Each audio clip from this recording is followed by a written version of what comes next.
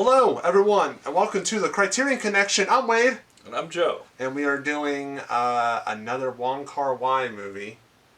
It is called 2046. It's coming out on that new Wong Kar-wai box set, which, as of this recording, has not gotten the mail from me. I've ordered it because I was like, I got in the mood. I was like, okay, the Criterion flash sale, I'm ready. In the mood for love? In the mood for love. And I was like, it's going to be half off. And then it said, only available for release DVDs and Blu-rays. So pre-orders did not count. But I was so pumped, I bought it anyway for full price. Oh, wow. So, yes. So this is the third installment of his Love trilogy. Mm-hmm. We didn't do the first one. Not yet. Not yet. But we can, because that set's coming, and I'm excited for that. I looked at the other movies on there, and I was like, oh my gosh, this looks like stuff that I would definitely, obviously, I like the other two movies. Yeah, we did. And I might like this one. We did In the Mood for Love, and we did Chungking Express. Yes. So go back in the files and check out those reviews. Yes. So this one is a sequel to In the Mood for Love. In the Mood for Love. Yes. We have Chow. He's very still. He's very he misses her. He is forlorn, distant, and still super suave. Oh yeah. You see, he may be longing, but he ain't being celibate. No. No, he is not. He is not moved. He's trying to move on. He's trying to figure it out. He's trying to figure it out, but he can't help but miss his long lost love that he met in the Mood for Love. Yes. That at this point, all we know is that she is no longer with us, and he basically just fumbles his way through life, kind of numb emotionally, and ends up at this hotel staying in a room that used to be the same number as hers. Or he wants to. He wants to move into 2046. Yes. But he can't. Because somebody he met who reminds him of her was staying there. And let's watch the spoilers. Spoilers! Spoilers! Spoilers! She didn't make it. No.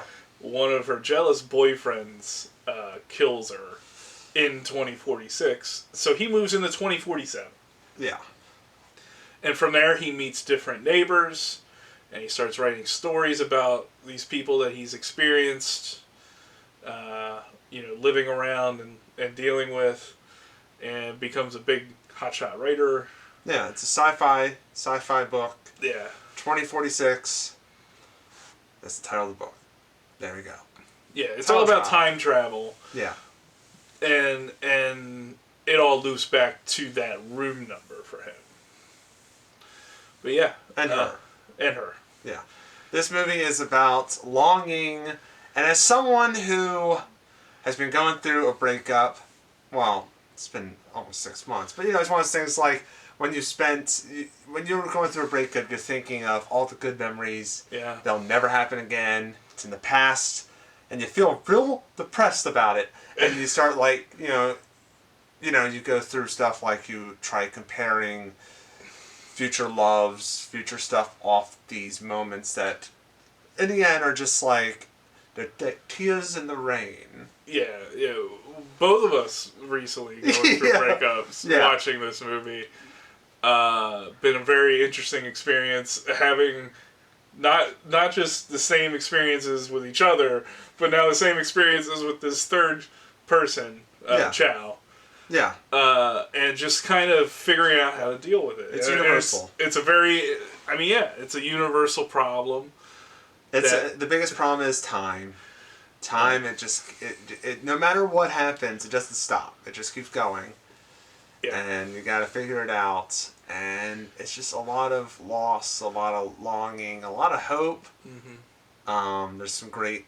Of course, it's Wong Kar-wai, so it's... Camera work's great. Camera work is flawless. Yeah. The colors... It makes the colors work. And I love how, in The Mood for Love, you have a lot of warm reds and yellows.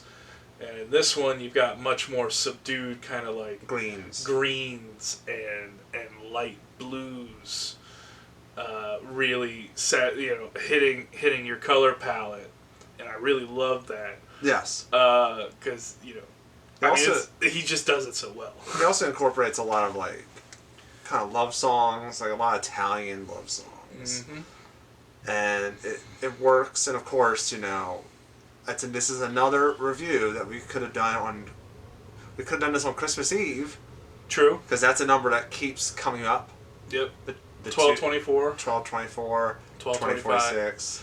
Stuff like that. And it's broken up really well, I think, for 2 hours. It's split up in little pieces to where different loves and stuff like that, and it works out really well as a structure, I think. Yeah, not only that, but with the pacing and drifting in and out of the different arcs, where you have, first he deals with Lulu, and then when he finally moves into 2047, he's dealing with the owner's, daughters, and then you have Bai Ling, who that saga goes on for most of the movie. Yeah.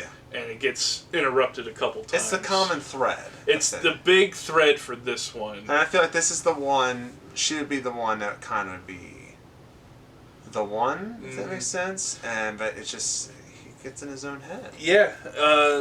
That happens very early on, where the mustache.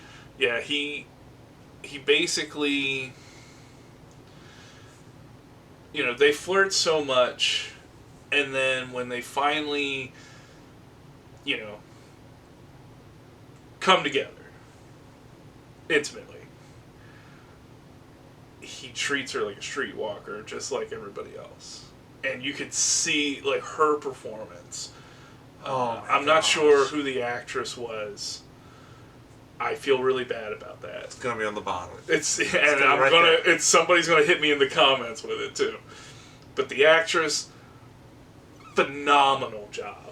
Where there's that one scene, right when that happens the first time, and she's thinking of it as maybe he's interested in seeing me, maybe I'm falling in love with this guy, and he's like, I don't have enough money. And it's so crushing. And then you have your hopes up when he's like, no, I want to pay for your dress. But it's still not what he means. And she's like, okay, we'll call it $10, which is like an overture again. Like, I'm really interested in you, buddy. Yeah. But he still keeps her at arm's length. And when he leaves, and she just stands there in the doorway, and you see kind of the facade break down. Like, she's smiling because she spent time with him, and she's going to see him some more, but the tear comes because she knows that he doesn't see her as a potential partner. He sees her as a fling. He sees her as a fallback. Yeah. A safety net. And by the time he realizes it, it's just too late. Yeah. And that's... Boy, is that relatable, too. Yeah. Jesus. Yeah, and yeah, it's a beautiful movie. Yeah. You did it again, Wong Kar-wai. You done did it again. Yeah. There's a reason he's... the man. The king of Hong Kong cinema, it seems. I mean, this is going to be a short review. Yeah. Because I don't want to go too much into spoilers. And frankly, it's a movie you gotta see. There's not too much to spoil. Yeah.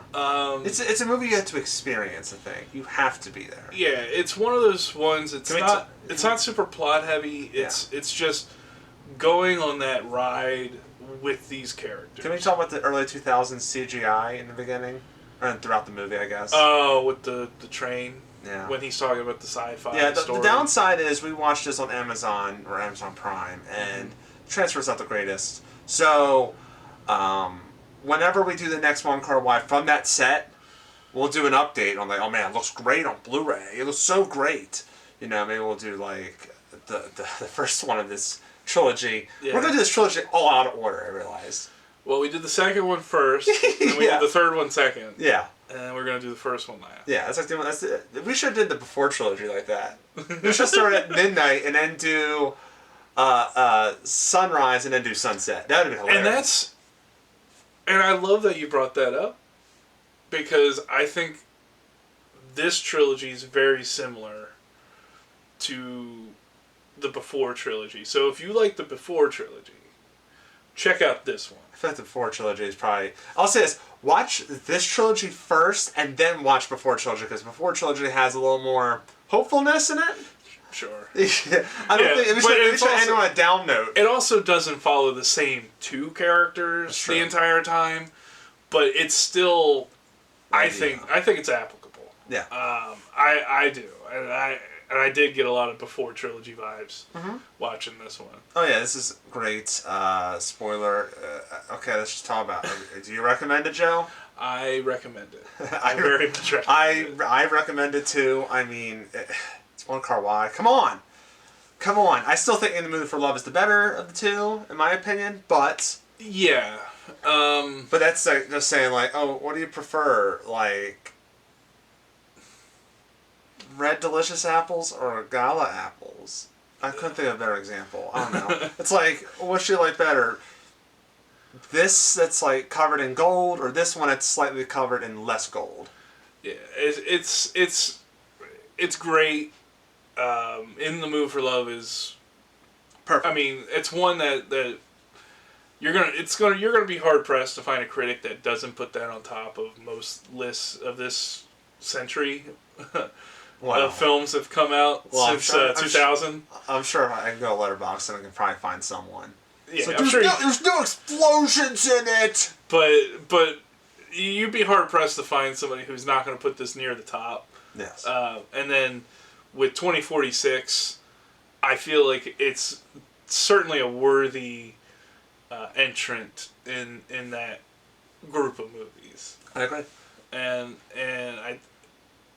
I think the themes are universal enough. It's not steeped in, you have to know Hong Kong history to appreciate certain things about it. I mean, there may be details like that. Well, you know what they say. But I feel like the movie is universal enough as it is. You know what they say. Love is the universal language. the international language. What I say? Universal. So wait, do you recommend this? Oh, I already said I did. Yes, I recommend it. Duh. If you like cinematography, watch this. If you like love, watch this. If you like acting, watch this. If you like scores, watch this. If you like colors, watch this. If you like just crying, watch this. Yeah, it's. If you're going through a breakup, watch this. Yeah. And then maybe watch Better Off Dead afterwards, because you need to pick me up. Yeah. Could you imagine watching this movie and then Better Off Dead? It's a heck of a double feature. This is a super serious, like Hong Kong film, and then you get like this silly '80s John Cusack movie that deals with like a lot of weird like squids and cooking pots, whatever. Still, like the theme is still there. Yes, same theme. So more skiing in one than the other. Anyway, so that's our thoughts on Wong Kar-wai's 2046. Let us know in the comment section below what you think about this movie. What is your favorite of the trilogy? I mean, obviously we're going to do the first one soon, hopefully soon. But let us know, is there any other Wong Kar-wai stuff that's in the set that we should do? Or just any other Hong Kong. We haven't done many Hong Kong films. More? Yeah, I'm mainly familiar with Wong Kar-wai as and there may be a couple other directors that I know of. But yeah, I'm not super steeped in Hong Kong cinema, so definitely let us know. Yes. Especially if there's anybody like stepping up to that kind of plate, because I need to see those. Yes, movies. I need to see it too. So yeah, do all that. Like, subscribe, share. Please share, because this little thing we're doing is growing. Slowly it's growing, but I want it to go. I want to get higher numbers. I want to get more people watching. I want more people interacting in those comment sections. More people correcting me. Yes. and more people just saying, "Hey, it's two bearded guys with their stupid opinions." I don't mind that. Yeah, that's fine. That's most of that's some people say that. Those are my favorites. Like, yeah, we do have beards, and we are talking about this. I stopped reading comments a long time ago. I still read them, guys, especially for suggestions. So until next time, I'm Wade. And I'm Joe. And we will see you later.